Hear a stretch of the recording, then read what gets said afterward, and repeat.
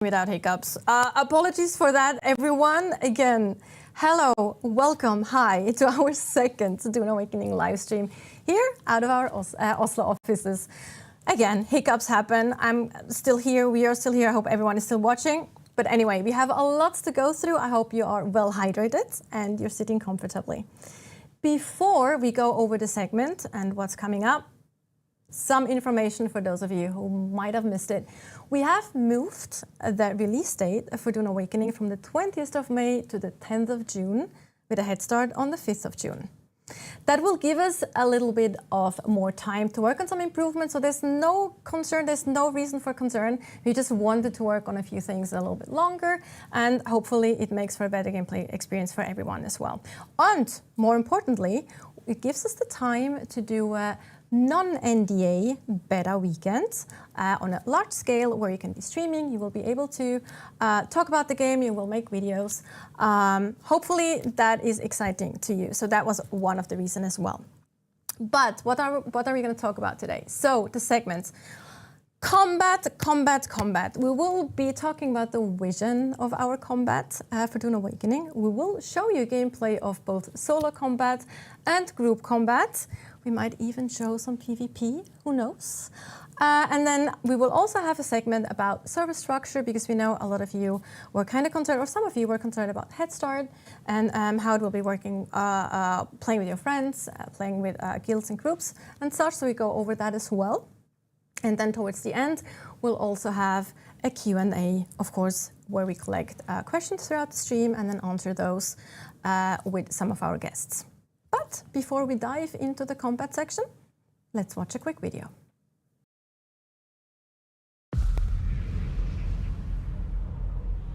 Few survive this world, but those who do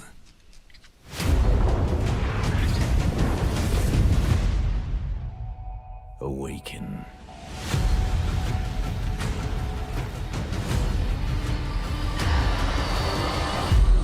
The desert wants you dead, off-worlder. If the sands don't take you, the storms will swallow you whole.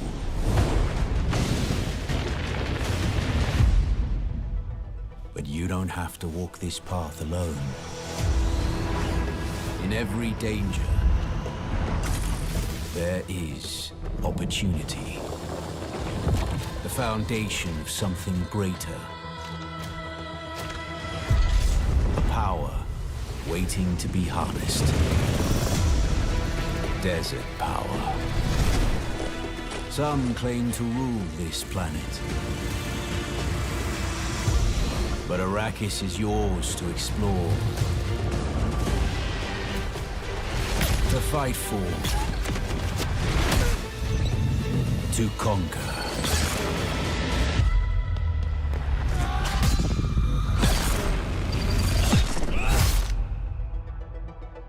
But there are forces beyond even your control.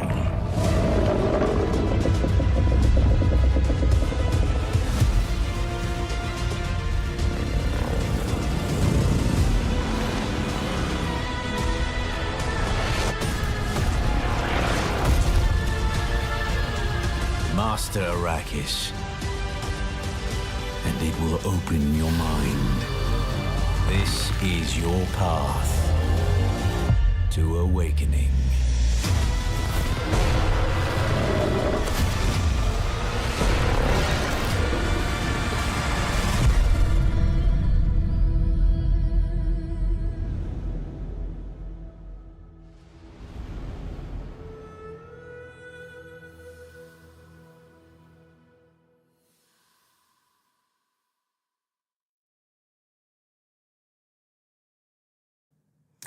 Welcome back. So, combat, we have seen your comments, your feedback on combat and what we have shown so far. So obviously we want to show you more.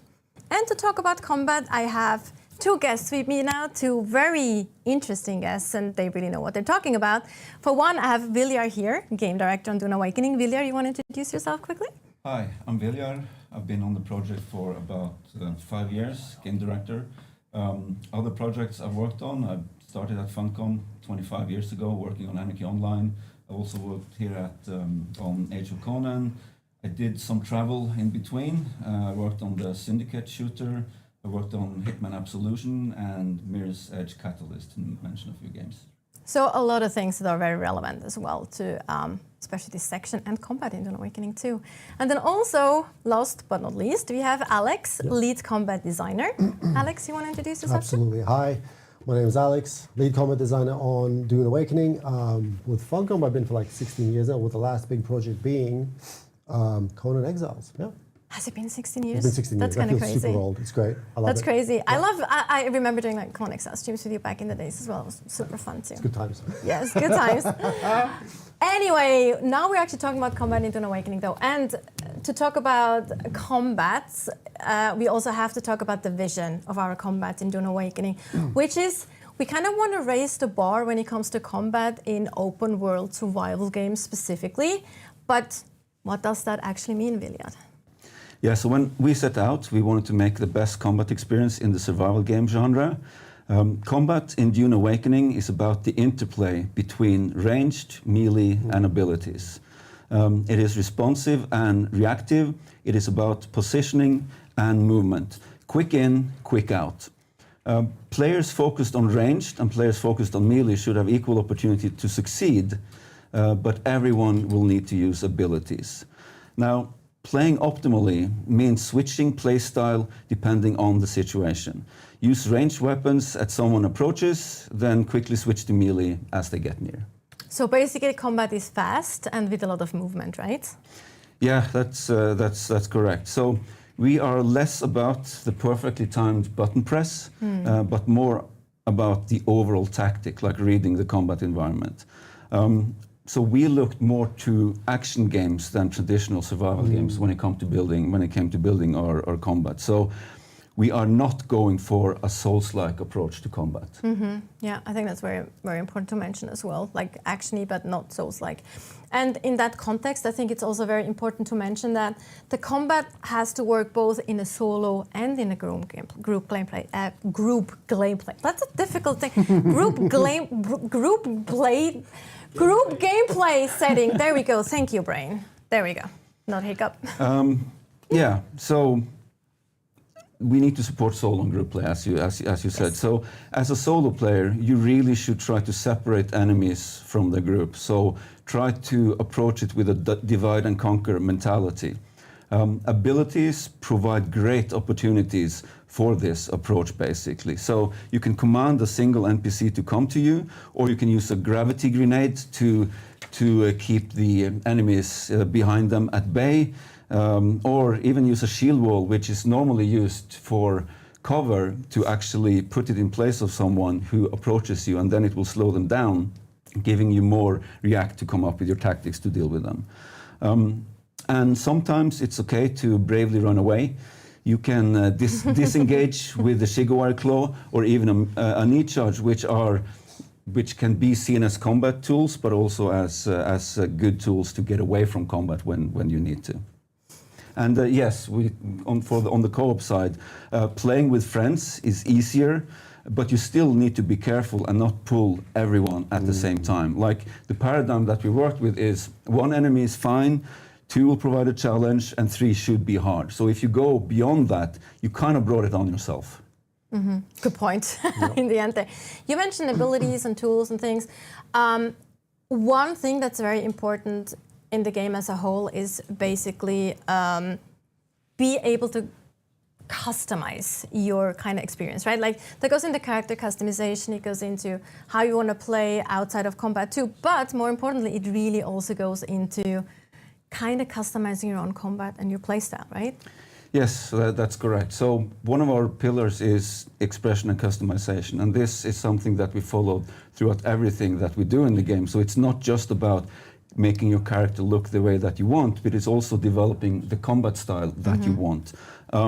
You can, of course, fully commit to an archetype to play out a specific Dune fantasy, but you can also pick from all the skill trees if you want to take a more of a generalist approach. And if you talk combat, of course, we also have to talk weapons. For one, ranged weapons. We've seen quite a few ranged weapon in examples of combat videos that we've shown, but can you tell us a little bit more about ranged combat in specific? Yeah, so we do have a lot of ranged weapons in our game, and luckily the Dune lore actually supports this. It's mentioned many, many times in the Dune books. However, our approach with the mechanics and everything is that they're spring-loaded and mechanical. So we use dodge instead of bullets, which give them kind of a different feel to what you use from other games. I'll mention a few examples, like we have something called the drill shot. This will fire burrow darts. It will hit a shield and burrow through. And if you don't do a dash to counter that, it will go through the shield and damage you directly. But as I mentioned, you can do a dash, assuming you have the stamina, and then they will fall to the ground. So you have to be aware of these things and use dash and stamina elegantly and with purpose. We also have weapons, ranged weapons that you might see are similar to other games. For instance, we have something called the Karpov, which is an assault rifle. So. And then we also have a disruptor, which is kind of like an SMG, right? That's specific to the gameplay as well. That's kind of important too. Yes, of course. So we have the disruptor, which is very effective at taking down a shield. So if you see someone coming towards you with a shield on, quickly switch it to your disruptor, try to take down the shield and take them out before they get close to you. Right. And when we talk about shields, of course, they are a very important part of the Dune universe. Melee combat as well, which we know that's one of the topics that a lot of people have talked about, because we haven't really shown that or explained it that much in showcases or videos specifically. So let's talk about shields and melee.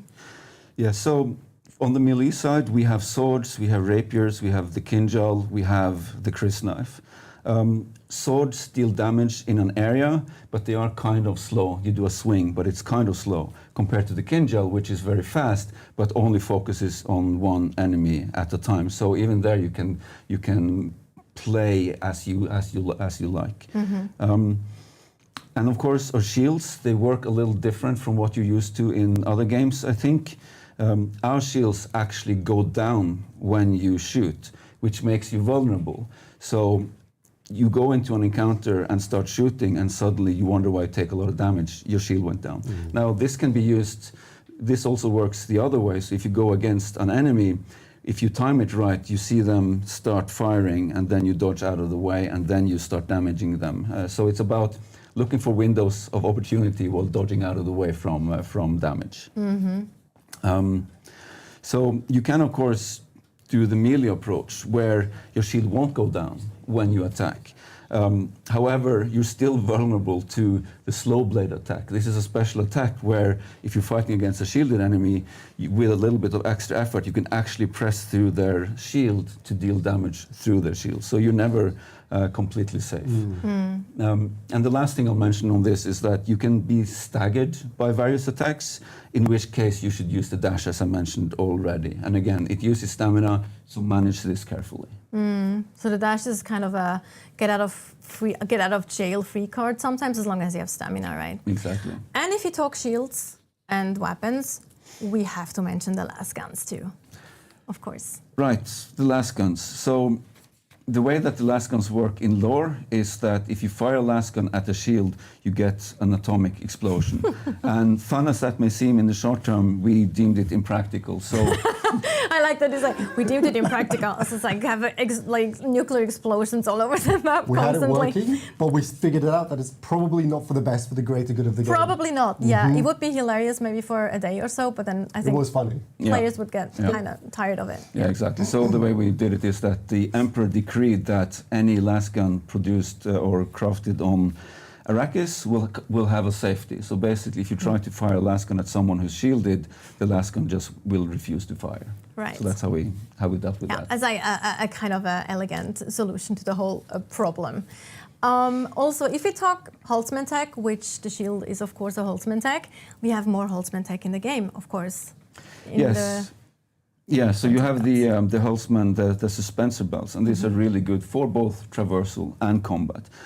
So you can use them during combat to get out of trouble, or you can use it to descend upon your enemy. It's not an ability per se, but it's one aspect of the game which supports other abilities and how you use them. I love them. They're really fun, and there's like different types of them too. Like hover, you can control it like more up and down and vertically, or just fall damage and things like that.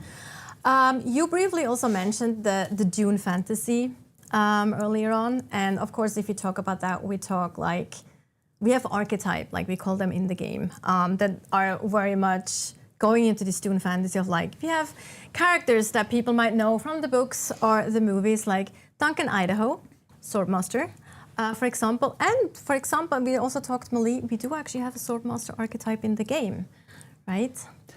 Yeah, so we have the Swordmaster. They're of course melee focused. So some of the abilities that they have are deflection, where they can actually run towards an enemy who's firing darts at them and deflect those darts and don't take damage. They have the knee charge, which is very practical when you want to knee kick someone. But again, you can also use it for traversal to get away or get into the action if you want.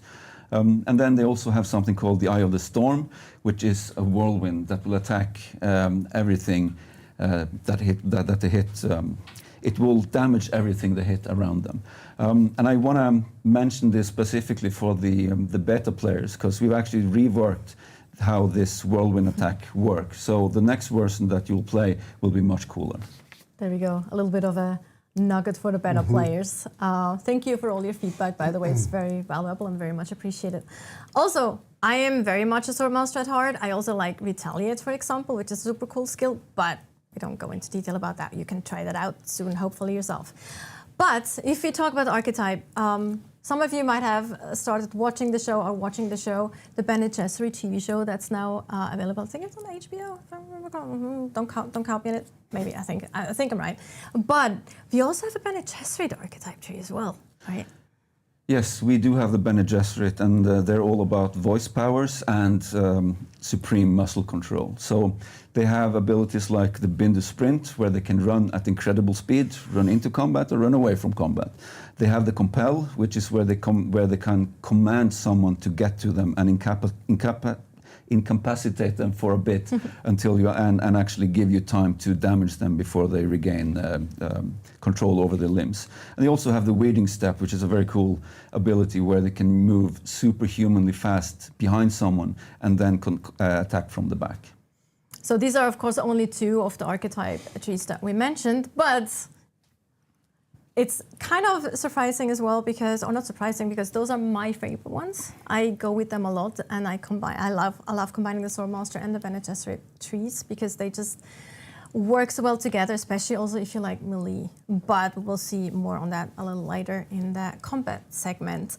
If we talk about the Dune universe, of course, we need to talk about spice. Spice is important in the game for pretty much everything. It influences politics, it influences economics, it influences your character in all different kind of interesting and special ways, and it also influences combat. Yeah, so that's true. So we have this special ability called prescience. This is where you gain special powers through spice consumption or even inhaling spice in a spice field. If you're not wearing a spice mask for protection. So in the game, you start with two abilities, and then when you play the story, you will unlock a third ability at the same time as you unlock the spice prescience feature. So this is a very cool, very powerful mode to be in, where you will reduce the cooldowns on all of your abilities by quite a lot. You'll deal a lot more damage from your abilities, from range, from melee. You'll even become immune to poison. And additionally, it will actually trigger what we call capstone skills. So these are special passive skills that you invested in the various skill trees that we have. And they will only be active when you're in this special mode. So a few examples there are the shield overcharge, where you can actually see vulnerabilities in others' shield, and you can focus on those vulnerabilities and take down their shields faster. We have the Bindu dodge, where it appears as if dodge and blade attacks pass through you. Your health will regenerate at an accelerated pace as well. But what's really helpful to get an eye to understand the battlefield is it will highlight enemies. You will see their health, their weapons, their ammunition, and also the type of NPC that you will be dealing with. And it lasts for quite some time as well. It's a very powerful mode to be in, and it looks pretty cool as well. Especially with ammunition, even though it's just like, oh, it shows ammunition, that's not that important. But it actually shows you when you have an opportunity or window to actually attack. Because yes, exactly, because NPCs have to reload as well. They kind of react very much like players have to as well. Yeah. But that was a lot of information. A lot of talk, and we're actually now going to show you how that actually looks in gameplay. We'll have Alex here. Hopefully. Play like a pro, like the pro he is, because he really knows what he's doing. No pressure, no pressure, Alex. Yes. So let's see where we go to. We have had this character set up in a location of our choosing to showcase the combinations of experiences that our players will be able to have.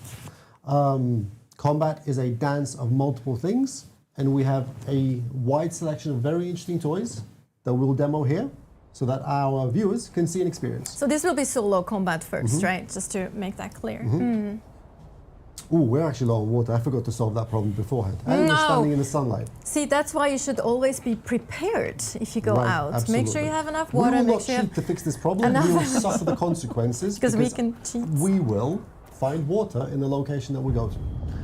As you see here, we've begun to be dehydrated. But it's very much worth mentioning that you'll be having fewer dashes because you're low on hydration. Your stamina actually gets limited. Yeah.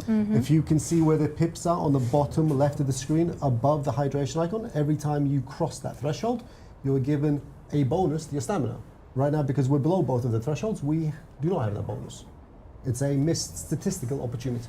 And your health goes down as well. And the health is going to be ticking down. We have a challenge. We'll overcome the challenge. I promise. And on the same time, you're also sunstroke. I'm also sunstroke, yes. Yeah. Everything that's going if it rains, it pours, right? Absolutely. Even it's a It's Arrakis, but it still rains, it pours. It's pouring sunlight. Go for it. So, first, I'm going to talk about the tools that we're bringing, and then we're going to touch on the skills that we have equipped for this character. This character specifically going to be for my playstyle. Let's talk about first the equipment. We have a selection of items: healing, melee, disruptor, rifle, scattergun. These all have their uses.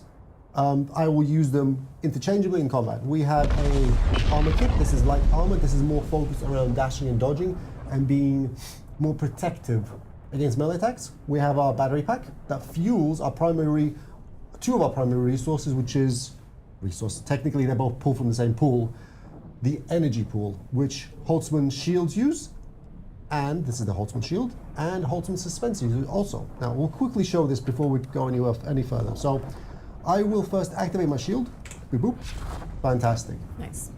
And then as Vilja said, the unique narrative of Dune forces projectiles to have to put down the shield for them to leave it.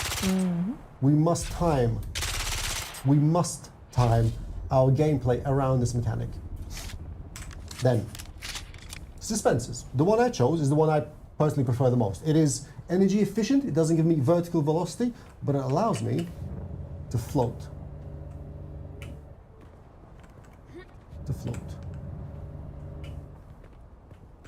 Maybe I will have to cheat to solve this water problem. This is becoming poignant.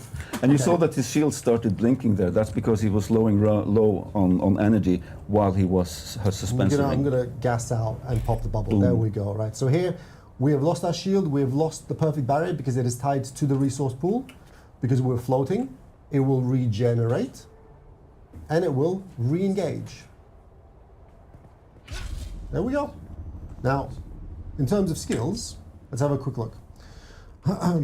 The camera overlay is hiding a couple of buttons, but I'll pretend I know where they are and click through them. So here we see our 5 archetypes, and my choice of skills, for me personally, and because of the setup that we're playing, which is away from the TV a little bit, on remote hardware. So if I miss, it's not my fault, it's the hardware's fault. I'm getting that out of the way now. No gaming chair either. No. Knee charge, compel, and Assault Seeker. In terms of my techniques, which are actions that function passively, I can't read them without glasses, oh my goodness. Right, that believe just says center of mass.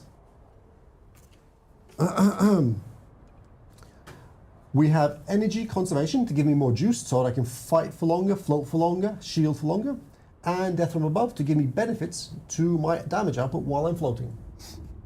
With that said, let's do this actually. Let's do a little bit cheating so that people don't see the magic hands while we're fixing the character. The water consumption. The water consumption. The thing that our support crew don't I'm gonna realize do is that some- I need I'm to see gonna the do other some monitor water so that I can fix it as well, well. actually, just Fantastic. to- I'm going to look this way to fix it. Magic button there. Just so we are like aligned with It's just our character completely too. fair. There's no problems at all. This is just magic that happens. Do you need People some water as Buffy- well? Are you No, okay? I'm good. It's Okay. fine. So the character's fixed, Nice. hydrated, cheating concluded. See, we have a blue bar. It's magic. Perfectly planned, perfectly prepared. Nothing happened. It was all planned was anyway all from planned. the get-go, so we And you can just see that even though we're cheating, the health doesn't go Exactly. up immediately. You will have Because- to regenerate health. Because we are hydrated, we are regaining our maximum lost life. Exactly. Right. So what we're going to give it a second, so that we don't completely get destroyed, even though we're shielded as we progress forward. We can also talk about the fact that you're actually wearing a helmet, but you can actually hide the helmet. Should I show that? Yeah, You yeah. can. I mean, it's not combat related, but I think a lot Where of is people that are button, if you actually guys remember? press D. You can press D, Press the B key. and there you go. So There you have a it toggle is. here, so you can actually toggle your helmet on and off, and that works with I all like armor. helmetless in this case. Much Me better. too. Like a lot of players, like just have like, I don't want to Let's get see. out of I want to this. see the beautiful face I made during the character creation. Okay. Right? I believe. You can Unless you survive. guys- You can survive the first encounter. That's just I hope so. outside. And we have DBNO mechanics that will allow me to stand back up again. Let's experience. And you're also, Well, if not, you have and you're an also being excuse. being dehydrated by the sun again. Still, right. Let's get into let's get into the shadows. I will. The location we're going to is an eco lab. It's to the forward left. We're gonna rotate counterclockwise and hit the entrance. I've been in this eco lab a couple times, so I have a relatively good memory of where the NPCs are. But if I make a mistake, it's not my fault. It's the hardware's fault. We shall begin. Taking a bold approach here. This is not. I hit every bullet. It's absolutely not me. We'll reheal, and because we're shielded, we continue to advance. Let's get into it. Let's pressure this. Let's pick up the tempo. I'm gonna go here, rotate left, compel core. Thank you. We dispatch him easily. We're relatively safe here. This character is by himself. His mate was dispatched. We're shielded. We're in shadow, and we're inside. This is the entrance of our Ecolab location. I used compel there as one of my skills. In the very beginning of the game, we do not have access, like Vilja said, to all three skills. You must experience a certain narrative event before they come online. Yeah. At that You point- probably have gotten it at this point in the game yes. because it's like 10 hours in or something. Do you remember which tier we're in right now? Steel. Steel tier? Well, this one is steel tier, but it's placed in iron tier area. Right, it's the challenging Ecolab. Yeah. It's one of my favorites because it is quite long. It has very interesting disposition of rooms, and it forces you to really work, especially for the tier that it's in. So we're gonna make our way down the hall. Actually, no, we'll save that for later. I was thinking about activating the present state, but I think we'll save that for later. So let's see. We have two characters here. They don't know we're here. We will. No, we won't do that. We'll just open up with a scattergun. Oh no! Okay, that was my mistake. You Shield back could though, on. like if you crouch, you're actually making less noise. This is one of the things that is not often evident, because if you crouch your character, you do not generate audio movement events. What that means is that if you can predict which way NPCs will move, you can get much closer to them to do what I essentially did here, which is get the scattergun in a much closer position. Yeah, and this scattergun obviously is better at close range because it scatters a lot of pellets, a lot of darts. We will push through. Let's have a look. Yeah, because the scattergun is basically like your shotgun approach in other Yeah. games. The other interesting element here is that, as Vilja said prior, We don't only. Ooh, I missed. Oh, that was a that's nice interesting. dodge Let's from the not. NPC. Let's not. Oh, I'm shielded. He's not going to do anything. It's okay. We're fine. We're overpowered.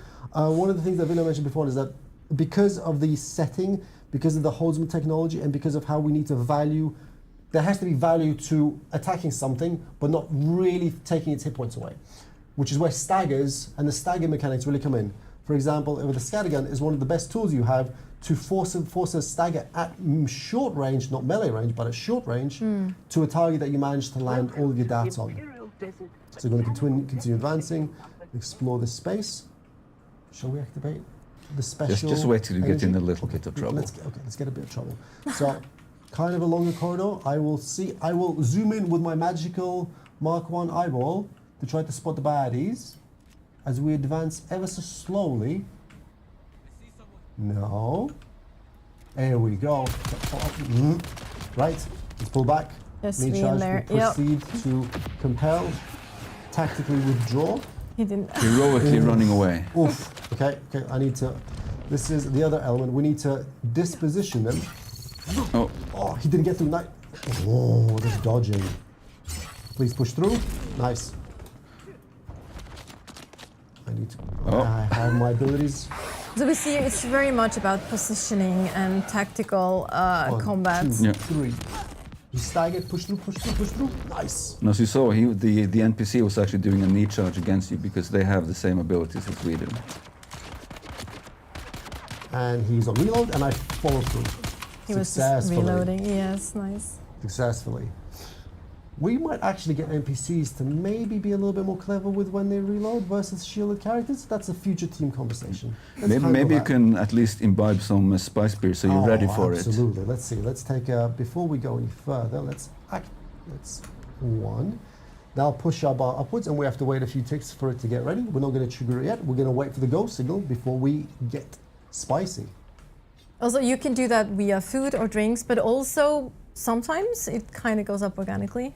I mean, if you go to a spice field, you will inhale spice Yes. directly. And you can also see the particles in the air. You actually see it. That's very interesting. Inhale. And then we follow through, and we keep eyes out for the other characters here. Oh, finish him. Oh, no! Oh, he's gonna come. Oh, I didn't press keyboard fault, not my fault. I actually tried to dodge, or technically dash. Push through the shield. Nice. So you saw the shotgun there staggering the enemy and then following through with a blade. My objective there was to read the telegraph on the knee charge and move tactically to the side. I had failed. I pressed the wrong button, but it's okay. Success was still had. Right, and here, because we're in an eco lab, it is actually not the easiest place. Should we activate our power here? Sure. Let's go do for it. So, we're entering the prescient state. As Vilja said prior, we have increased output of damage, we have reduced cooldowns on our abilities, and more importantly, we have information. And information is ammunition that we can use to succeed. Yeah, you have to actually see the enemies first, but once you do, you are conscious of where they are. So, I will actually try to utilize the playstyle of this character build to its optimum. I will float and fight. In the fight, could please hit. Please hit. No, okay. Melee. Not that way.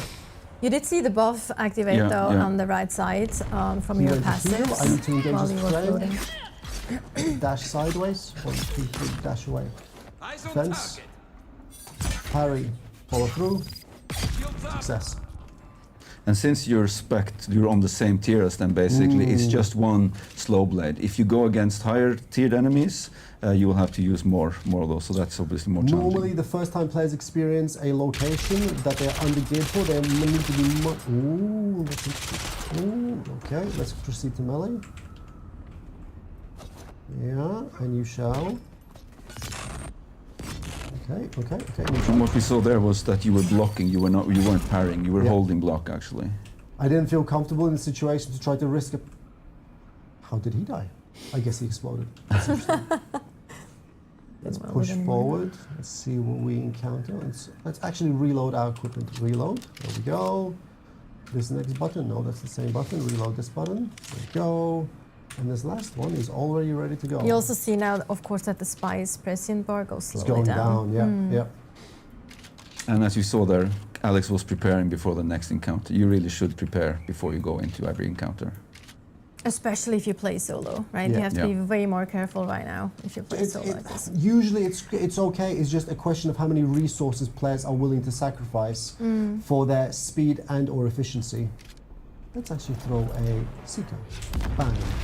But we also see here what you mentioned earlier when we talked about solo and group play, like Alex is really trying to be able to pick his fights, right? Yeah. Like trying to separate enemies, trying to go for cover, This is a heavy use his ability Yeah. to not have to fight everyone Yeah. at the I same compelled time. the heavy there to force them into a long CC effect while dispatching his friend. I'm going to come back now and solve the problem. Okay? Oh no. And this is the first time we see a heavy in this. Let's see, this let's equal. switch the disruptor and we need to use our explosive damage to get a little bit of chip on him. Not that much chip, but let's see what happens. We're going to go in. 1, 2, 3. Push through.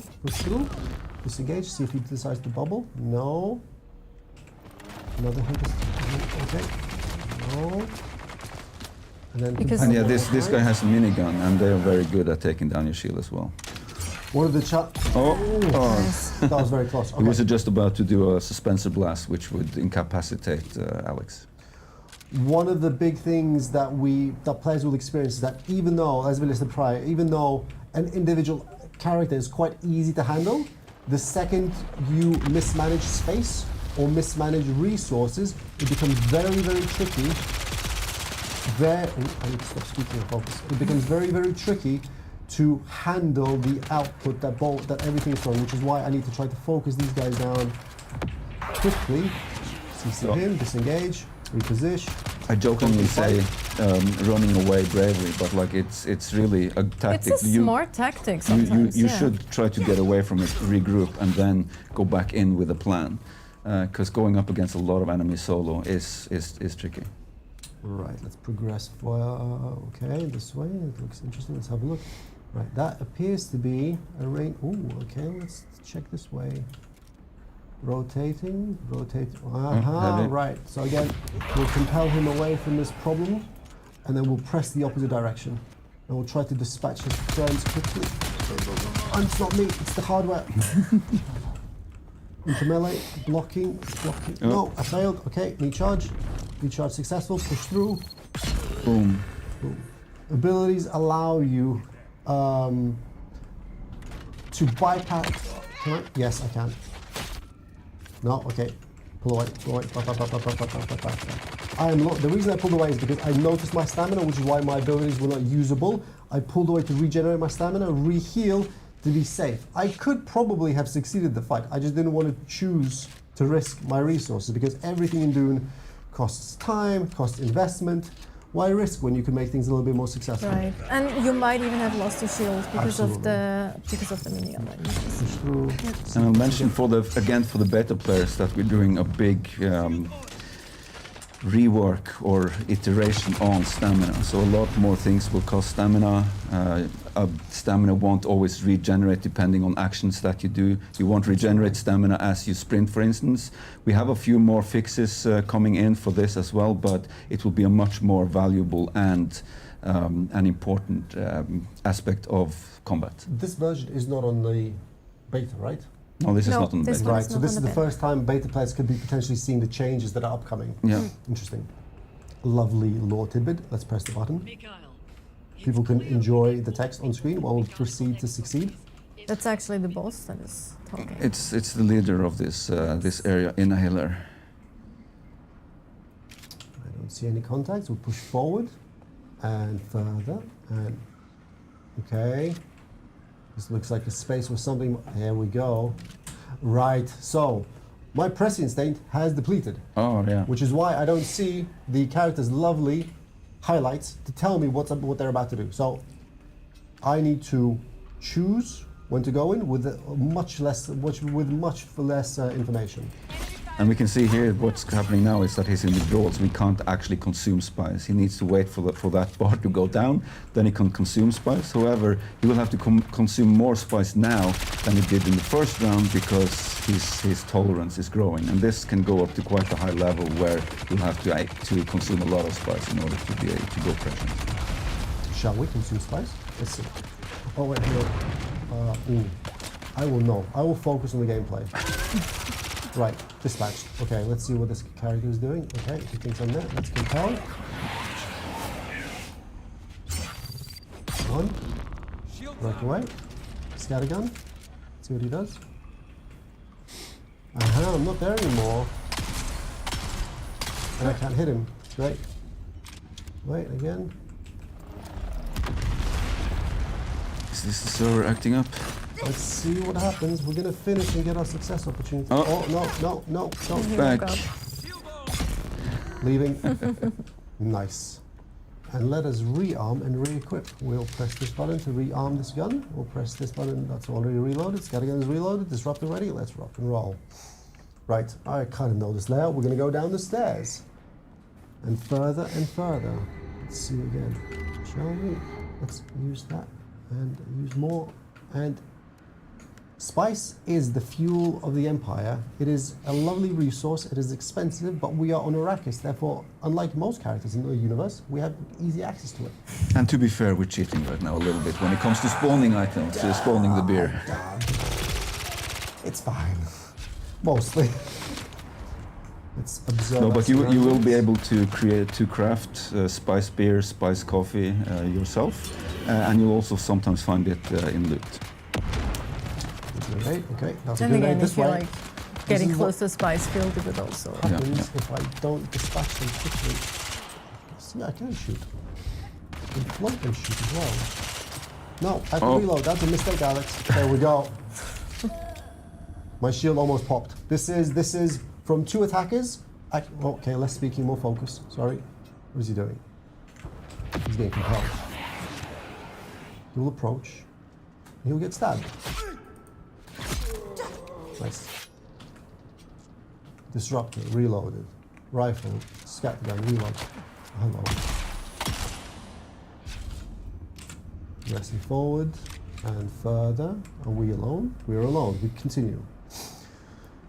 I believe we are 2 rooms away from our final destination. Let's see how well we overcome this. We have 1 shooter, 1 fighter, and oh, that's another one. Okay, I will try to quickly compel away.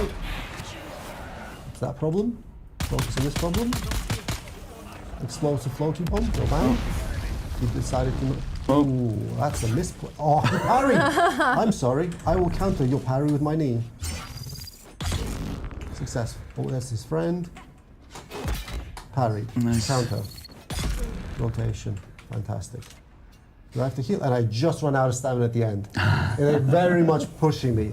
This character is actually also, like Vile was saying beforehand, a little bit pushed to the further end of progression. So I have some things that are helping me. I'm unhydrated. Where is there a water location? Exactly. Can I find some water here? To the right there. There's I thought it was. Let me do a quick rotation around this room to see if there's a water container somewhere in here that I can exploit. Else I'll have to go another way. Well, we won't have to. We'll just. Yeah, let's get. No, sorry. One more. Let's just check this room here up ahead. Maybe. Oof. There we go. We shall drink. Get more stamina. Is there a second? No. No? No? Okay, 1 is enough. Even without the bonus, it's good not to go too far close to the red. All right, let's continue our experience. This gives me anxiety to just walk past loot boxes. That is like so. Sorry, developers. Gotta open all the boxes. Developers. Yeah. Let's continue through. Okay, let's check the corridor. Nice. Okay.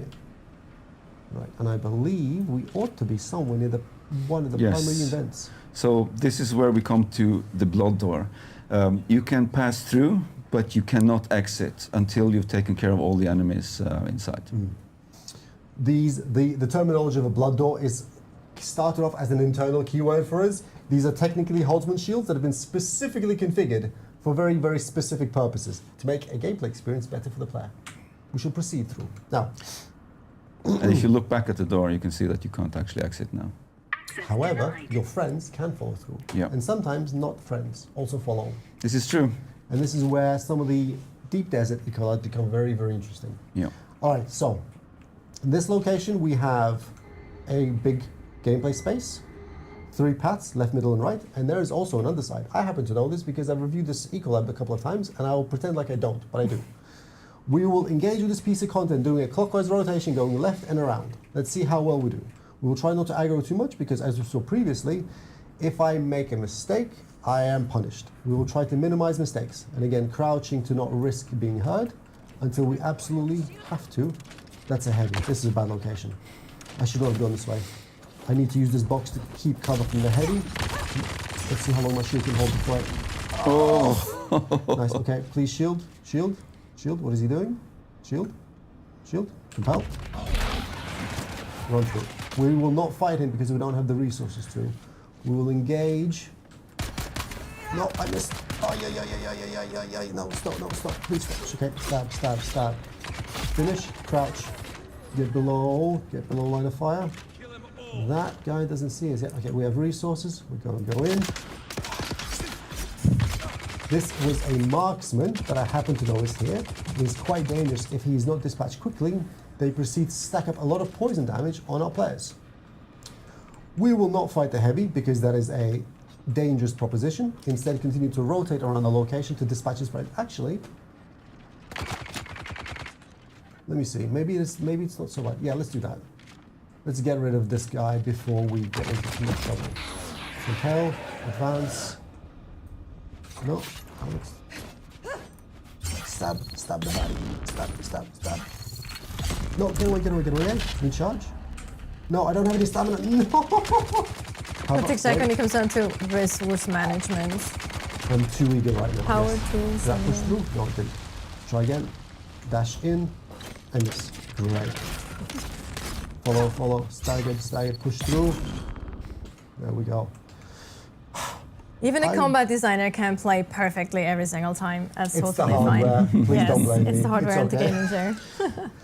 I am actually disappointed that my pressing state is depleted yet again. It is not very efficient to not know how many hit points the opposition has. Well, however, we will make do. Normally people won't explain so much as they have the pressure state basically because you lost quite a bit of it Yes. there. It does last for quite some time.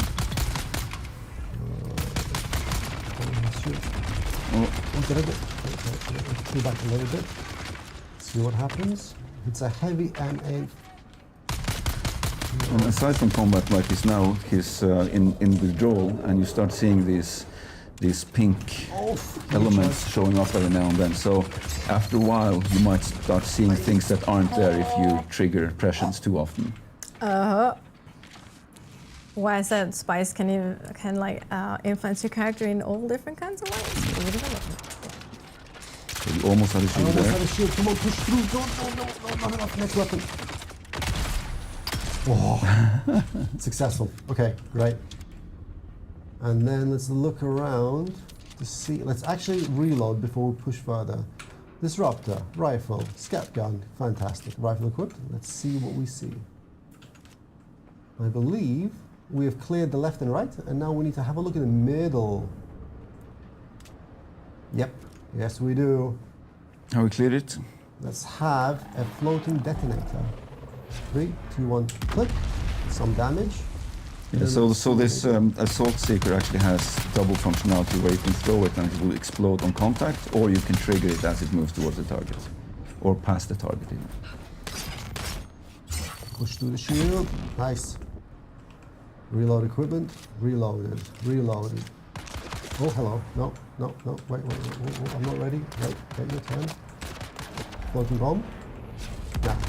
Oh, I missed time that. That was too far. Go and reload. Oh, push headshot. Yes, there we go. Great.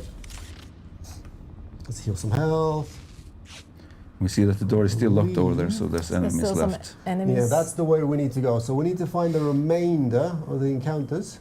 Yeah, Hey, and from this vantage point, some floating maybe. we will absolutely succeed float.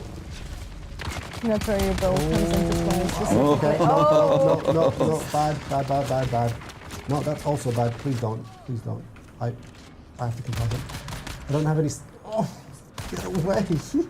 That's my experience with this. Disruptor? That's my experience with this Ecolab as well. It can get out of hand really Yeah. quickly if you're not very careful. If you solo this. Where is one. it coming? It's coming from- Okay, heal. Where's the heavy? If he's on the corner, I'll rotate right.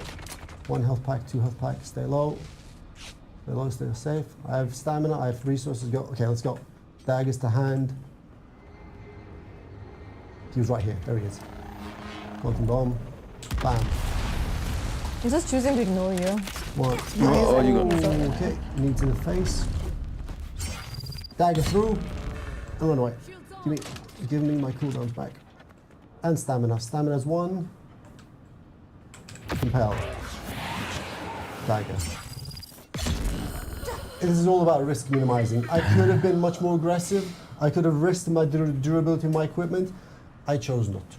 I believe we have mostly cleared the space. Let's have a reload and a look-see. Here we go. Right. Let's get back upstairs.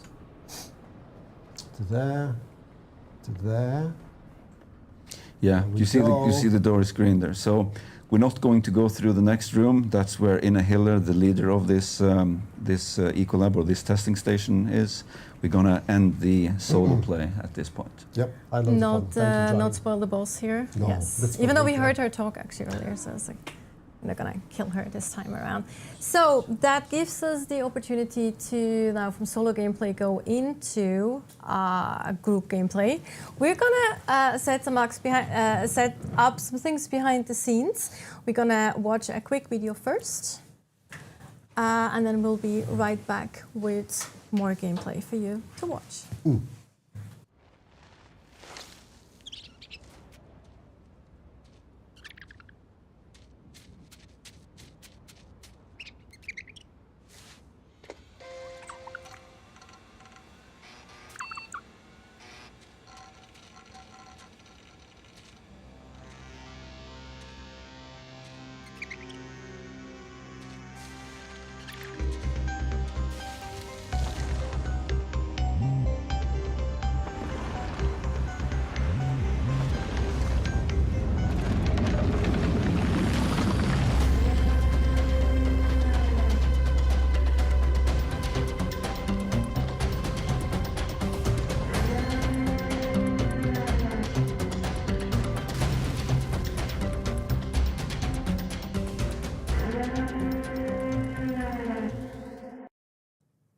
We are back again. As we mentioned, we're going to set up a few more things behind the scenes. The crew will tell me when we're ready to actually go. We all ready?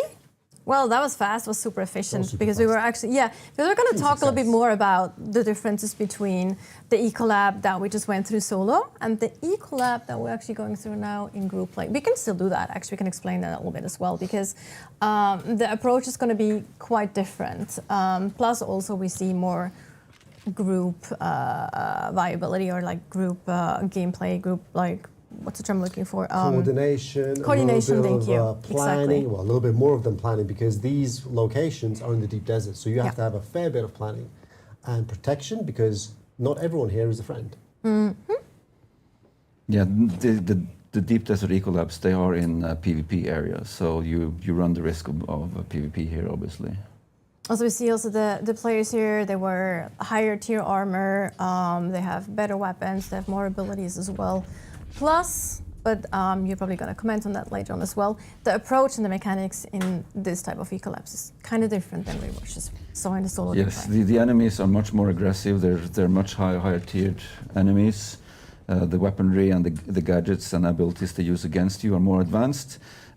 Also here, the blood doors have an additional function where waves will spawn. So not only do you have to clear the room once, you have to clear it. You have to clear all the waves, the waves, before you can actually continue to the loot.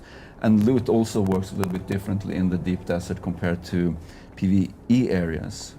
PvP loot and PvE loot works differently. So in PvE, everybody gets the loot. You can't cheat anyone because anyone going up to the loot box, exactly, they will get the loot. However, here you have to trust that the first person to get the loot actually will share it with you, which may or may not be the case. So better make sure you have good friends. Like let's say it that way, right? So yes. So yeah, we just used we just cut down the door, as you saw. This is the same technology as is used to harvest rocks and materials out in the world. Players are going to advance through the first of the blood doors, exploring the space around them, and we will experience. I think Camille playing, so he is actually looting boxes. Thank you. Better for my anxiety. Let's see what our players encounter. Exploring the space. I love these. These are so different just to seeing desert all of the time. It's lovely. I do recommend having a shot caller on the team, someone who coordinates, because if everybody just do their own thing, these enemies are not only higher T, they have more health, they're much more aggressive. Also, can we talk about friendly fire? Absolutely. So you won't do damage to your friends with normal darts, things like that. However, area effects, abilities, and the flamethrower will actually damage your friends. They won't take full damage, but you should be careful. So everything that kind of does area of effect damage, right, will also kind of damage to your friends. So things like poison, explosives, flame, when delivered in an AoE, which is also flamethrower, and in a deployable, like you showed me using the assault seeker beforehand.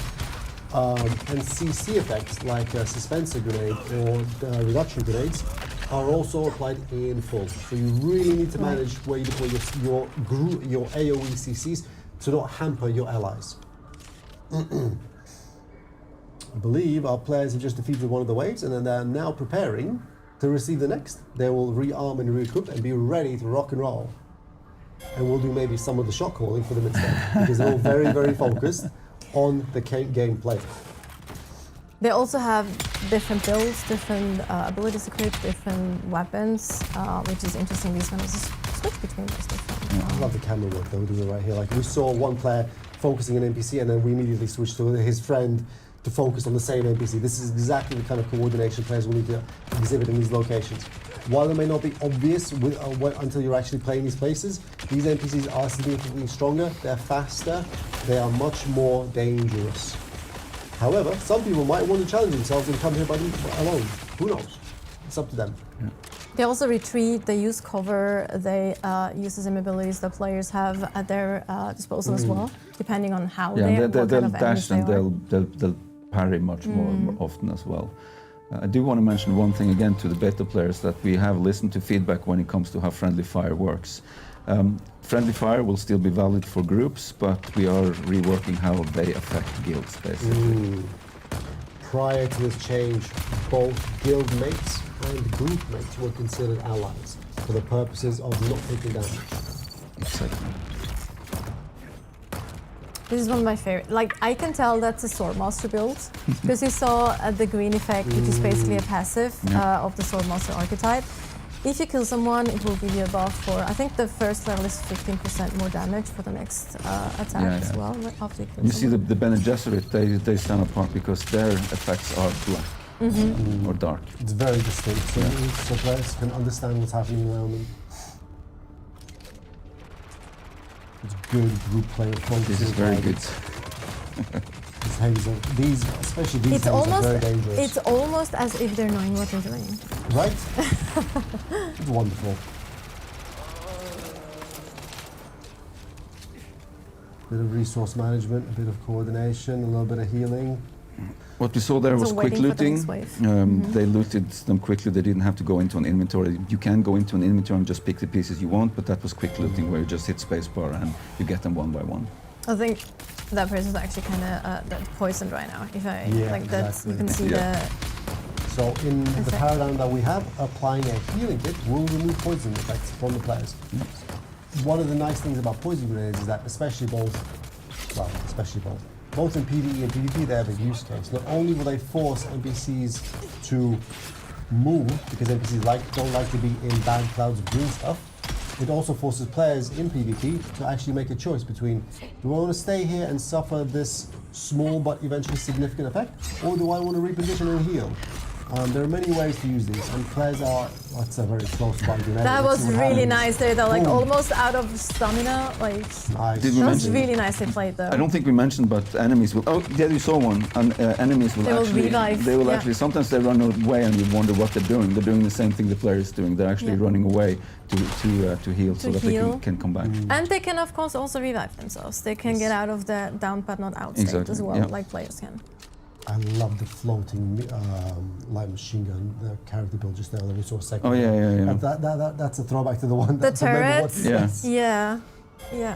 Let's Yeah, I was see what about we to do mention it next. earlier because we've seen it a few times now and we haven't actually commented on it, Yeah. which is...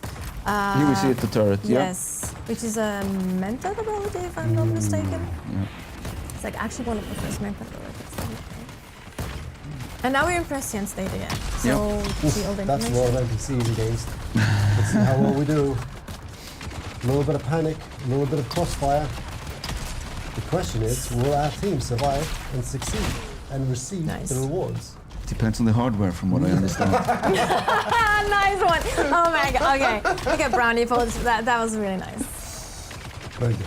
Very good. I enjoy it. Unscripted joke. Oh, Awesome. Not that we have Enemies, anything scripted talents. here really, but that was really nice. here we go. 1, 2. Ooh. Through the shield. Oh, Shield broken. Almost broken. He's gonna. He's still focusing Nice. on... Okay, nice. That's a flamethrower heavy. Also, And he's we've burning seen- some friends. Also, we've seen a knife earlier, and now we actually see a sword in action. One of the big differences that Villa mentioned before is the gameplay stylization. Swords are an area of control weapon. They're a little bit slower than daggers, but daggers allow you to quickly attack and also lunge. One of the things that we really want to focus on for our melee playstyles, which is not super evident right now, but soon TM will be, is that they are all distinct, have a gameplay role that players can choose to enjoy, and those gameplay roles will be meaningful and engaging, and they will have distinct counters and strengths and weaknesses. I mean, I gotta say it again, I love melee. I'm like, it's my build. Like, I combine Swordmaster plus Jesuit skills, and I absolutely love it. Plus, I have a sniper rifle. Because I either want to be super far away and kill people really fast, or be in their face. Like, that's kind of my playstyle. I love it too. And it They were just saw a works really suspensor blast from the enemy there, which staggered our friend here. Oh, that's a lot of pressure from 2 NPCs. Oh, no. Uh-huh. So here we see some special NPCs. These NPCs are configured to be different from the normal experience, wherein the actions and abilities that they can throw out are much, much more... well. Oh, they're really wailing less on cool. Yeah, there we go. Gideon right now. That's a Oh friend my down. god. You guys have to work harder to survive. Let's go. No cheating. Should have used that prescience. Where was I? Right. Some of these NPCs are configured quite differently to the normal experience outside of the deep desert. They have abilities that players do. They are on a lower cooldown, and they are much, much more eager to use them against players. Yeah. Aggressive. Very. Let's call it aggressive. Yeah, they're very aggressive. Aggressive Yes. ability use. Oh, they defeated the wave. They That's did fantastic. actually. Yeah, they did defeat them. And then we are waiting. Oh, and they're prepping as well with turrets and everything. Right. Also getting Let's their see friend. where the next wave comes in from. Oh, bubbles. Bubbles everywhere. A bit of focus. Be nice there. You can see all the abilities that that specific NPC has. Access granted. They need to defeat all of the NPCs before the next wave triggers. Oh, actually, was that the last wave? I was just wondering that. I was just about to ask. I like, believe our friends Yeah, have yeah, yeah. successfully succeeded. because it's actually because the door is green there. Yeah. So just awesome. Good job. Good job, team. It was wonderful. And we can see here on the left, in the Yeah. lower left corner, that they're all grouped up. You see the names of them and everything. So Right, yes. Good going group. Good going team. Absolutely. One of Someone the- took one for the team, which is totally okay. Someone you have to have a sacrificial lamb. Yeah. And now, that awkward moment where trust is tested in terms of who chooses who gets the loot. Exactly. Who knows? Well, you have Exactly. a leader. You have a leader who hopefully like distributes loot fairly. But yeah, you nicely see there the group set. Actually, the group setups has changed. Okay. Oh, it's oof. Who setup is changing there behind the scenes. Okay, yeah, nice. It's one of those moments when friends decide not to be nice to each other. Where Say it friends again. won't be Make sure friends. you know your friends. You have close friends. Was it like keep your friends close? No, keep your enemy close. No, keep your friends close, your enemy closer. Keep your friends close, your enemy closer. Oh, from the second perspective.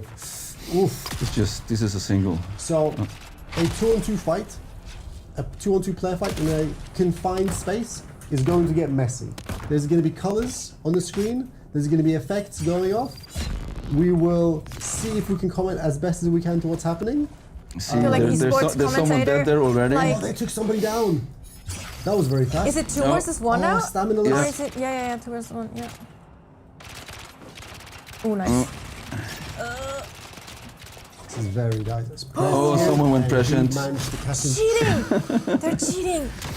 No, I mean, I would call it cheating. If someone goes prescient and I can't, it's obviously cheating.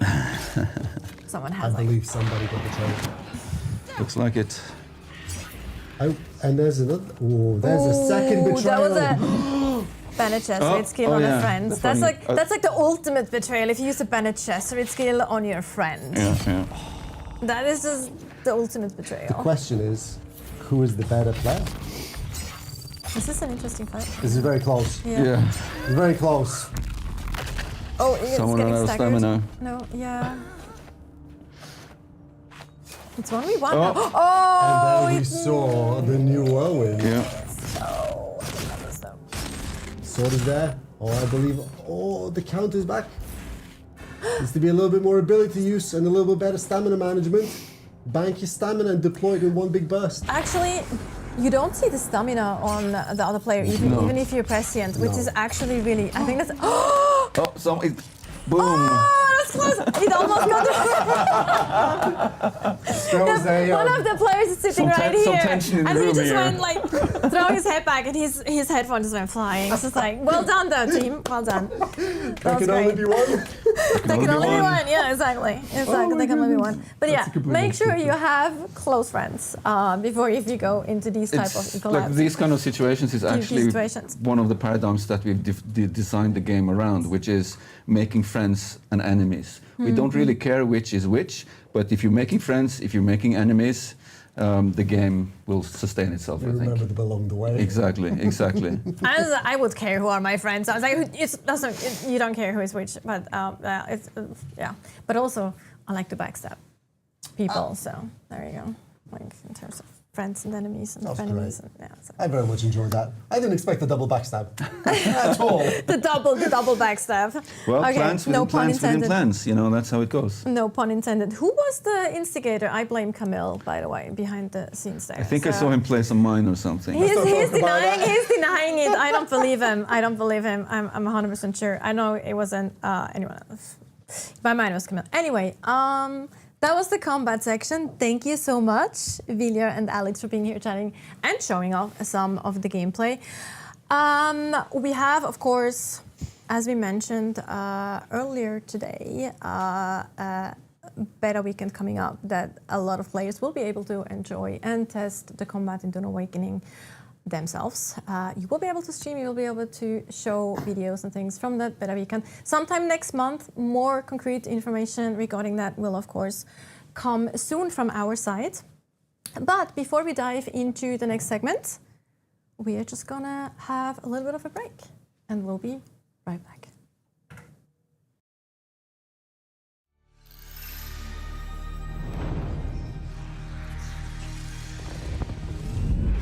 Welcome to Arrakis, the most dangerous planet in the universe.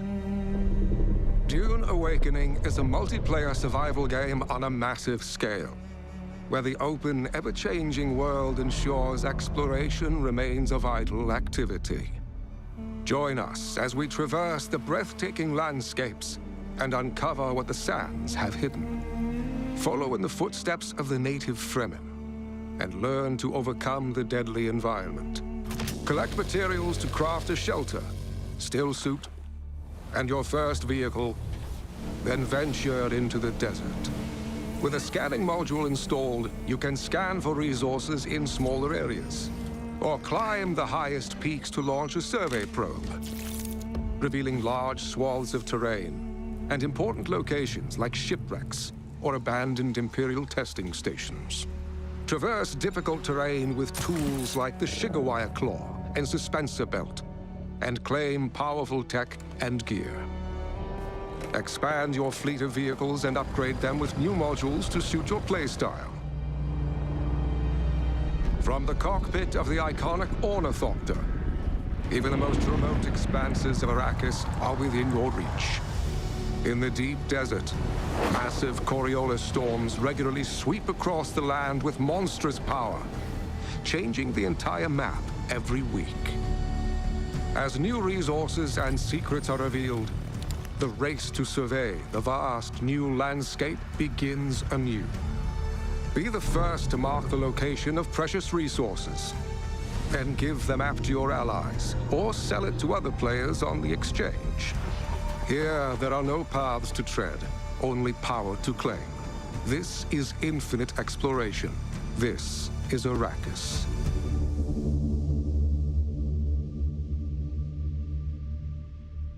All right, and we are back. We know that, of course, we're following comments and things that we see on the internet, on our social channels, and we know that some of you have been concerned regarding Head Start and how our servers actually work. What the hell was that? Stop it. This guy. It's the worst. No, anyway. So we, of course, have heard your concerns. Thank you. So we know which troublemaker is actually sitting on the side here. I'll introduce him soon enough, don't worry. But anyway, we're going to talk about server structure and also social play, like, because some of you were concerned if someone starts Head Start and you start later, can you still play with your friends? How is that going to work for groups and guilds and all those things? And we're actually going to talk about this. And here to talk about that is this troublemaker, Joel. My name is Chris. No. Oh my God. Save me, please. No. The game director, you know him, you love him, maybe you hate him, I don't know. No, we'll love him. I'm sure it'll be despite both. everything. Equal elements of both, like yin and yang. But you want to introduce yourself quickly anyway, just to chat. Sure, my name is Chris Knife. I'm the creative director on Dune Awakening. And I'm joined here by luscious Leo. Yeah. And Leo, you are? I'm Leo. And I'm Laid back game Leo. designer on Dune Awakening. And yeah, as that, I am managing the design team here in Oslo, and I also work with building systems and the social systems. Indeed. Right. And this is going to be one of those sections you will love where we talk and we don't show gameplay for a few seconds. That's true. We have assets though. We have videos and little There's cool videos there's visual a assets. very cool infographic that someone made. Which we're having on the screen any second now, because we talk about server structure. That was the wrong one. That is not the one. That is the right that's one. the right Perfect. one. Well there we done. go. Again, Champion. it's a live stream. Well, will the live stream be without some hiccups? All right. Anyway, please, Joel, talk to us about server structure, servers, worlds, all the good stuff. All right, cool. I will talk to you about this, Natasha. So Dune Awakening has a very unique, somewhat different server structure to the type of games you'd expect. If you're a survival player, you're probably used to one map, one server. But Dune Awakening has kind of a larger server structure on the back end. So we have what we call worlds. Worlds are made up of multiple servers, which we call internally sietches. So often when you join a sietch, you'll see here in this infographic that Hager Basin has this big stack of sietches. So when you sign up, you'll choose your world and then you'll join a sietch within that world. Each of those Hager Basin sietches contains maximum 40 players per map, but all of those maps add up to create the entire world. The deep desert, the social hubs like Harko Village and Arakeen, they are actually shared social spaces in the world. The deep desert being the big PvP area in the world. And of course, so we're talking about, we have this 5-day head start. I know people are concerned. The thing is, you'll be able to join worlds that we open during that head start. We will also open more worlds when the game launches, but you can also join a sietch in a world that isn't necessarily the same sietch as your friend, but you'll be able to go and visit your friend. You'll be able to do a lot of stuff with your friends. So it's kind of, you're not going to be locked out for the most part of any content when you join after the head start. Also, I would say get better friends and let them buy you the head start. That's another thing I think is a really good option. Yes. That's the way to go. No, you also said 40 players per max per server or siege.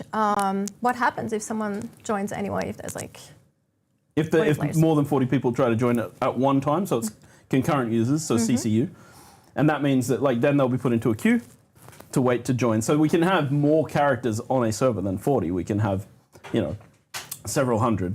But that means people play at different times of day when people join, so there will be a queuing system in place to allow people to wait in line to get into the servers, of course. Right. And you briefly just mentioned it, visiting. So you don't actually have to be on the same, or you don't have to start necessarily in the same server. There are some caveats to it, but let's talk a little bit more about that. How does visiting a friend on another server work? Well, the first and most important step is to get a friend. This is often achieved by going to a cafe or a movie theater and just striking up a conversation with a random stranger. Then once you have a friend and they are also into Dune Awakening, which is also a big moment. Oh, my mic, sorry. I have tech support here because my mic sucks.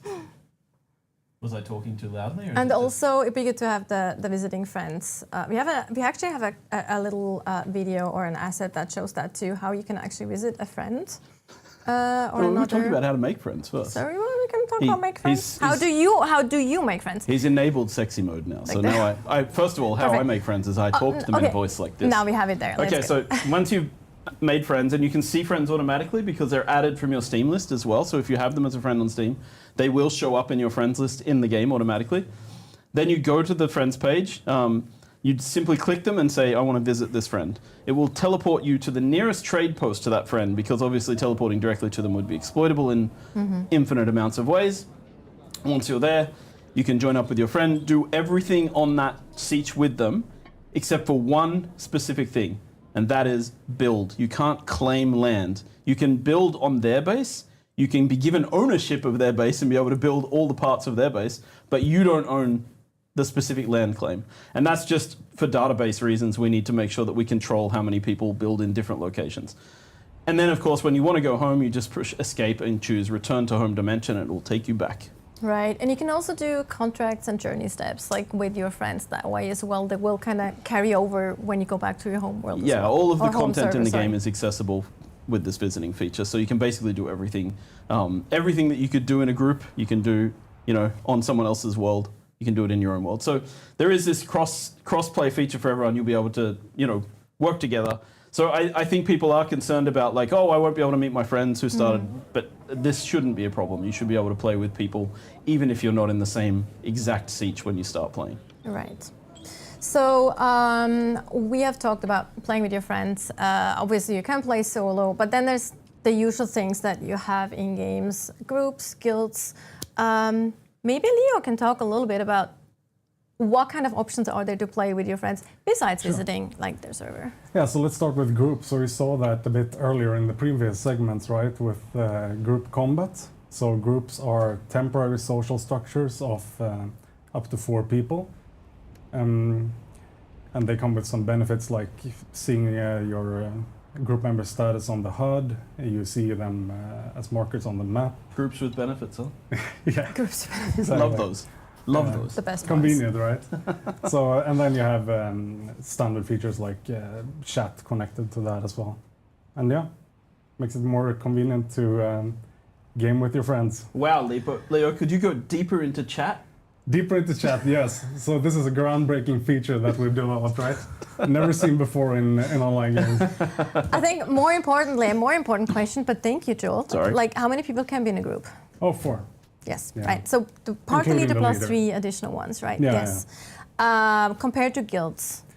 So guilds are more of long-term social structures, right? So you can be up to 32 players in a guild, and they're structured with hierarchies where you have one leader, any number of officers to help manage the guild, and then a roster of members as well. And guilds, they of course also have this groundbreaking chat feature like that we have. What? Yeah. What?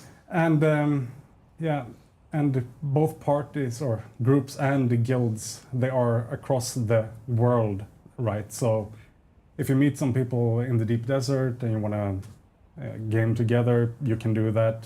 It doesn't matter if you're on different servers, still works fine.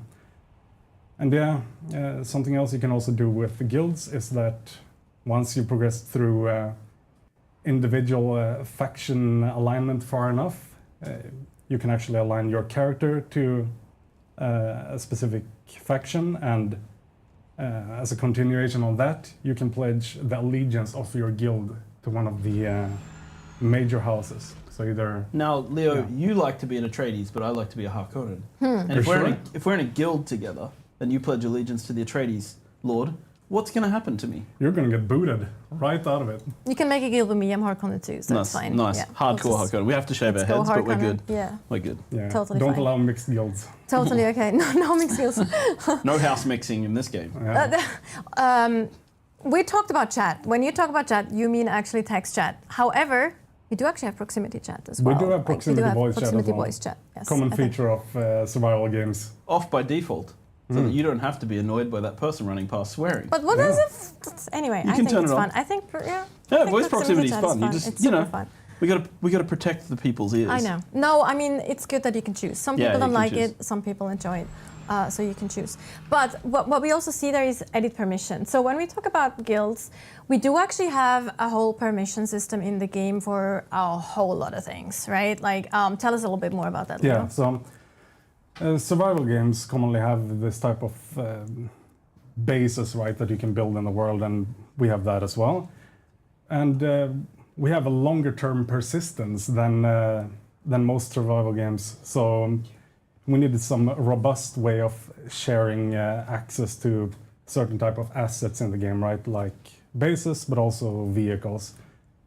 So here we also have this hierarchical type of system similar to what we have in guilds. So here you can see on screen now for vehicles, for example, where you can add your friends to a list, which gives them some type of access depending on what you want to promote them to. So they can be associates or they can be co-owners. It's the same system for bases and vehicles.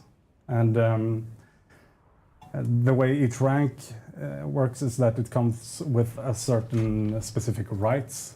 So, for example, for removing the sub-thief console here that you see, you require owner level permission. So only the owner of the sub-thief can do that. So make sure you don't give. want anyone else doing that. No, you make sure you give the right permissions to Yeah. again the friends that you can actually trust. Yeah, you want to be careful. And then we also have this additional level that you can control the specific access level required for each object in your base. So take a door, for example. If you want to set that to only be accessible by you as an owner, you can do that. If you want to set it to be accessible by co-owners or associates, you can do that. But then we also have 2 additional levels. So you can set a door or machine or anything like that to be accessible by any guild member or also by the public. If you want to be nice to the travelers or that are coming by, give them some shelter.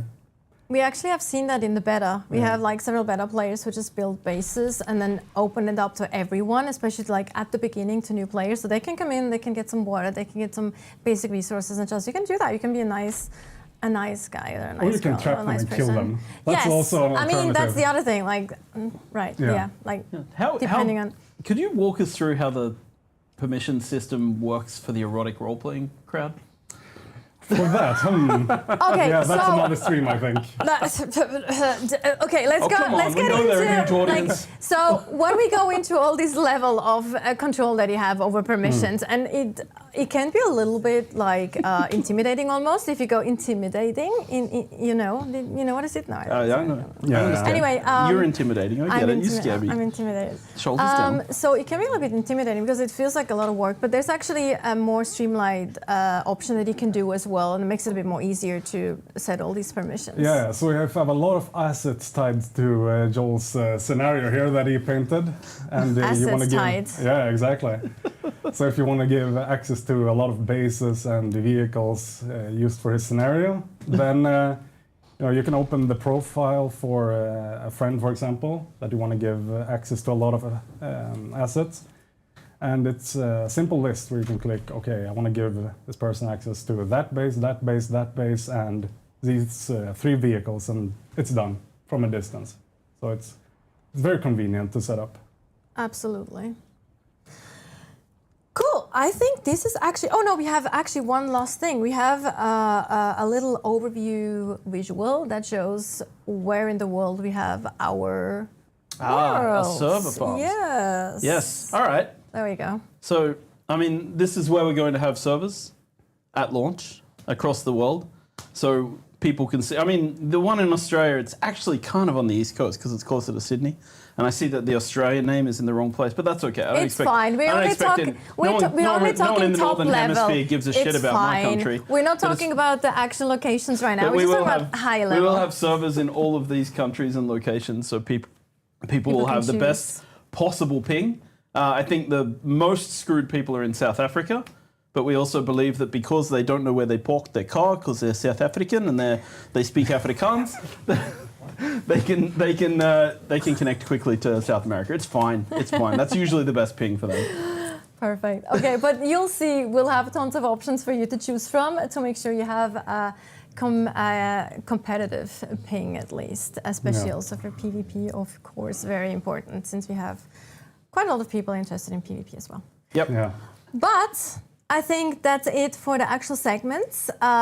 Joel, thank you so much for your contribution to this stream. We always appreciate it. It was a pleasure to be here. I'll today. be talking to HR tomorrow, but no, Again? it's okay. It's all fine. Again, it's like my 10th complaint. No, also Leo, thank you so much Thank for you, your time and, as well. thank Actually, you. we will see you again shortly, Yep. because after a quick break, we actually go into our Q&A. Leo will be back. Joel will unfortunately not be here for the Q&A. We will have you on the stream again. Yeah, Don't and worry about it. to the Once he audience, calmed a little bit down from his caffeine overdose. I don't know. To the audience, I hope you enjoyed the dry humor. That's how we roll on Arrakis. You know? The vibing, the dry humor on I was Arrakis. just super Arakeen to do this live stream today. Oh dear God. Okay, yeah, let's just go with the video. Beautiful Arrakis. I love your highliner, by the way.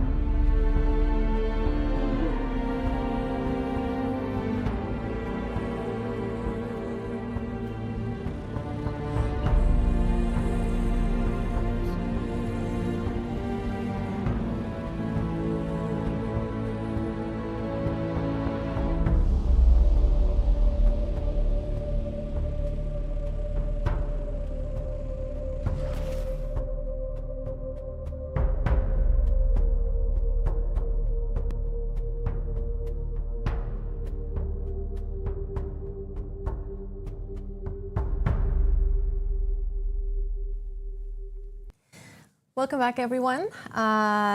We are still preparing a few things behind the scenes for our Q&A, but I have now Viljar and Leo back to answer your questions. Before we do that, again, for those of you who have joined us a bit later, you might have heard about the fact that we have been moving the release date of Dune Awakening 3 weeks back to the 10th of June with a head start starting on the 5th of June, which is not cause for any concern. It's really just because we want to add some more polish to some of the things in the game, and it gives that opportunity. Additionally, we also will have the opportunity to do a large-scale beta. So many of you will have the chance to actually try out the game for themselves. That won't be under an NDA, so we will be able to show, you'll be able to stream, you'll be able to do videos and all that good stuff. But actually, I have a question for you too. Like, what is your favorite thing in the game to do when you actually play? When you look at it as a player, like turn off your developer brain. Is that working? Does that actually work? Can you do that and play the game? And if you do that, what is your favorite thing to do? So for me, I love the fact that the game is so much more than one thing. It's not just a game about combat. It's like we have all these different elements. You have the way that we harvest both just water and resources, things like that. Then you can mix it up and go do an eco-lab like we just saw. And then I really like how things come together. You might be driving away from a sandworm and then suddenly there's a sandstorm on the way. You drive past an enemy camp and they start shooting at you. Suddenly you run out and you try to take care of them. You get hit by heat stroke, and then it's like, okay, the sandstorm was upon me. I have to find shelter, but I also have to take out these enemies. Like, I like fast games where you have a lot of second-to-second decisions to make, and I think that our game beautifully supports that. Mm-hmm. What about you, Leo? Yeah, so I actually started a new playthrough last week, playing quite a bit, and what I'm really enjoying now is setting up my base production facilities and the related mining activities that come from that. So, especially the vehicle mining, I'm having a good time with that. Going around in my buggy, going up in the turret, finding mining nodes to get my resources from, and it can be very relaxing too. Like that's one of the things that you mentioned that to me earlier, actually, when we talked a little bit as well, and I totally agree with that. That we have both the combat aspect that is very nerve-wracking, can be like get your pulse up, and then we have the mining who can be actually very zen with like following those lines and things. And I really like that kind of juxtaposition of things as well. Yeah, we actually spent a lot of time and effort trying to make the harvesting, the cutter rate, to make it work and be, like you said, like sand-like and everything like that. And although there is some progression on the patterns that you harvest from, but it still needs to be sand-like, because the thing is, hopefully you'll be playing this game for thousands of hours, and having something that is that intense all the time, I just didn't think that would be right for the game. No, it's exhausting, yeah, right? Exactly. Yeah. So you have combat if you want that experience, but then if you want to relax a little bit and just chill, you can, as you say, go with your buggy and harvest. Yeah, so what's going on right now is that I'm looking, okay, what's the next tech that I want to get to, right? Okay, what do I need for that? I need this thing, this thing, this thing. Oh, I have these already, right? I went out to some expeditions earlier. But these two things are new. I wonder where I'm going to get those. So I hop in my buggy and I drive out and I hunt for resources. Yeah. And it turns into an adventure. Yeah. Sometimes a bit too adventurous. I lost my bike yesterday, but oh yeah, I know that feeling. I think everyone goes through that at least once. So like it's just kind of part of the experience, the Dune Awakening experience. I got my lesson. But I think we're actually ready for the questions. Another thing I just wanted to mention before we go into questions is like what I really love is the weird things that can happen.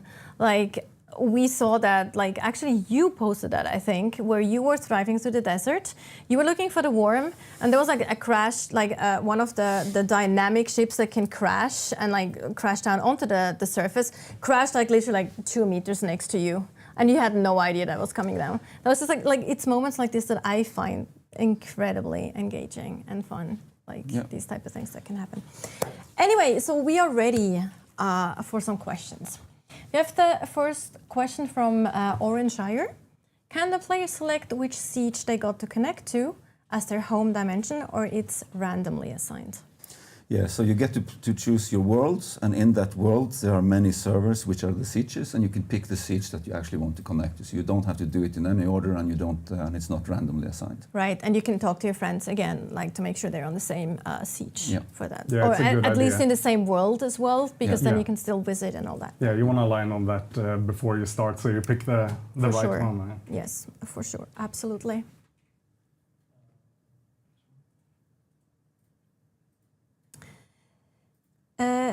I'm gonna butcher these usernames again. I apologize beforehand if I do. CF Olsen. If you already align to one house, can you later change it to align with the same house as the guild is? So basically, if you can change, right? If your guild is another alignment. Yeah, you can. You can betray your house. But only once. Once. They won't take that lightly, so you better think about this really carefully. Like, what align you first, and Yeah, if it's you frowned betray. upon. Yep, they don't like that very much. P-Dragon76 asks, can you progress far without PvP, or is this game mainly going to be around PvP? So you can play in the survival area, the survival game map that we have, which is 8 by 8 kilometers, and you don't have to PvP at all in that. Now going to the deep desert, you don't have to PvP. It's just that you run the risk of PvP. And as what I talked about earlier is that we have all these tools where you can quickly get away. So the goal was that people who don't want to PvP may still go there for the loot, but be on the lookout for enemies coming, and then just drive away really fast, or you using your ornithopter as you would to get away, or if you get jumped, use your abilities to get away. So we didn't want to have people be ganked very early on, and we thought that, well, at this point you played the game for 100 hours, so you probably know your way around the disruptor, right? So when you get there, people who will PvP you, but they will actually meet people who know how to play the game. So that was the goal. Now, not everyone is going to love that, but like PvP, but you can then run away. As I said, you don't have to engage with them to get the things. It's almost as if you decide to opt into PvP, you actually put yourself under higher risk than someone that says, I'm only going to play PvE in the game. And also, we haven't actually talked about the end game and the launch route system, which does have PvP, but you can actually also influence that with PvE as well. So it's not all PvP at all. So there's a lot of options for PvE players as well. Yeah, definitely. You can play the game for hundreds, thousands of hours without engaging in PvP easily. Oh my God! Now I'm outing myself as an old woman. Unpaid taxi, is that the name? That is the name. That's fantastic. Love it. Unpaid taxi asks, is the slow blade automatic?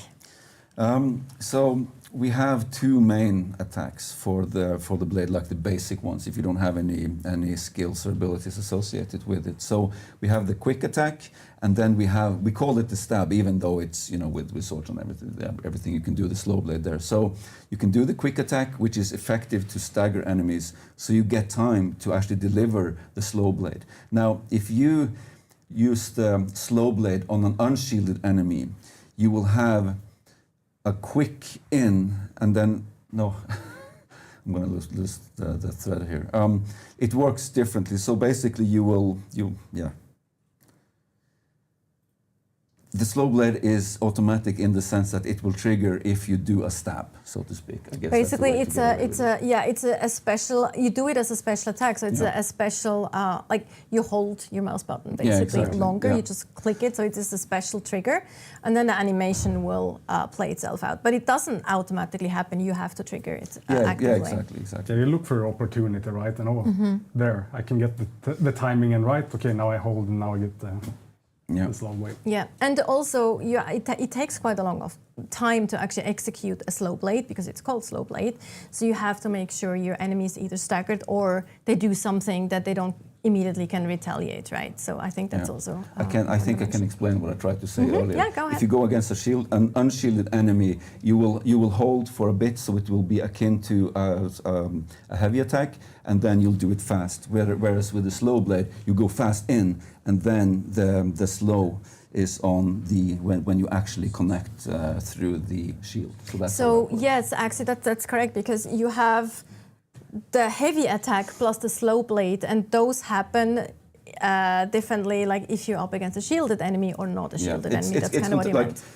The procedure to trigger it is the same. It's just that it's contextual whether someone has a shield or not. Yeah.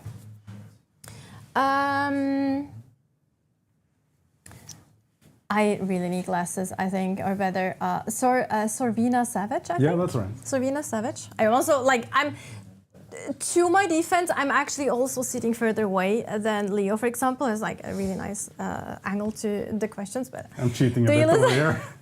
do you lose durability on melee weapons?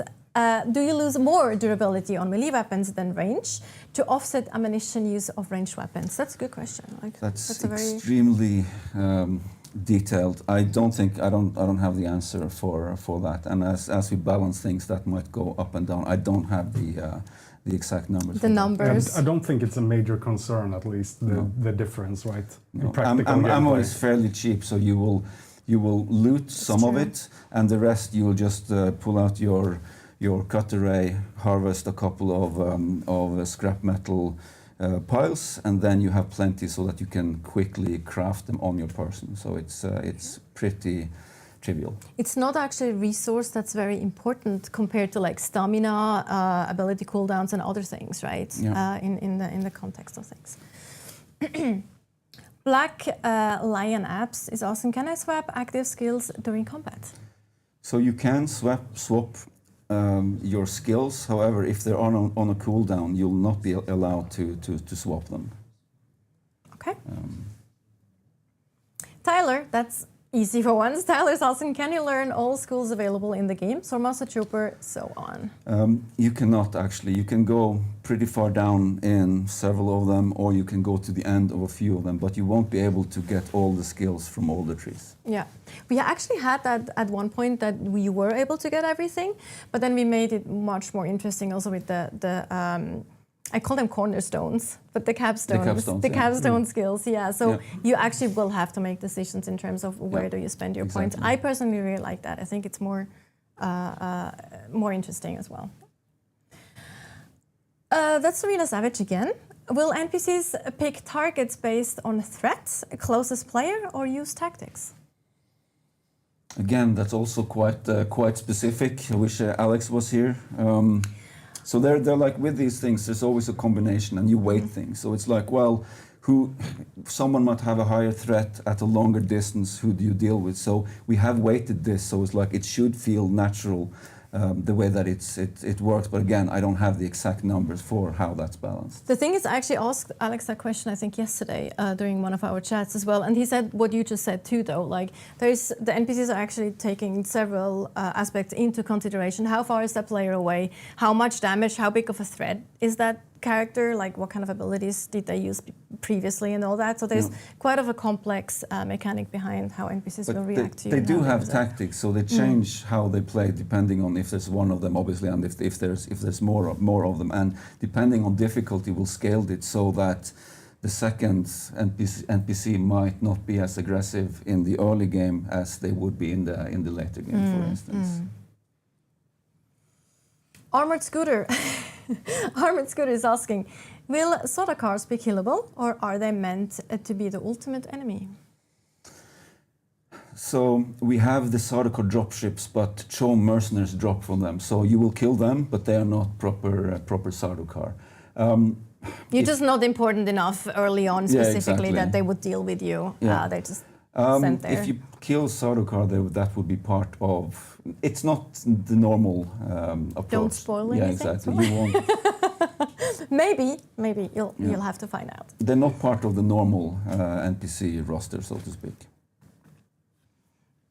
Mac Wolverson asks, are there any hunter seekers in the game to use? Indeed, they are the last ability in one of the trees. Yes, I could we tell actually. you which tree, but I'm not going to. No, we don't do that. But we've actually shown the Hunter Seeker in a few gameplay or in like early videos. Yeah. We haven't shown the Hunter Seeker today in the combat sections. Actually, we used other abilities. but Yeah. it's absolutely in the We game. used its sibling, the Assault Seeker. Yes, exactly. The one you saw, the ability that Yeah. Alex in his solo gameplay was like throwing. But yes, we do have the Hunter Seeker. Wonder Drakias is asking, can you extract blood from enemies like they do in the movies? Yes, you can indeed. It's you will be doing that a lot as you build your base, and you refine blood to actually use as water for things that you craft and also for hydration. You kind of start with a rusty needle and the bag at the beginning, and then you kind of all the way. as you learn more secrets to the desert, you might exactly. also learn a few more. You can even improved. drink blood. Yes. It will hydrate you, but there are some side effects. Yeah, it's not super advised, but you can go on. You can also, what I personally hate, you can also use Muad'Dibs and drink a little bit. This of is blood. true. You can harvest the Muad'Dibs as Still well. hate You it. do what Not you have to okay. do. Not okay with that. I'm not okay with that. Just putting it out there right now.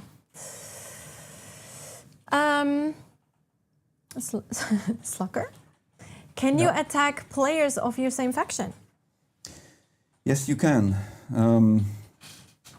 So what I think I mentioned earlier is that in a group you won't do damage much to your friends in your group, but the people in your guild who may be attached to a faction, you can damage them when you're in a PvP area.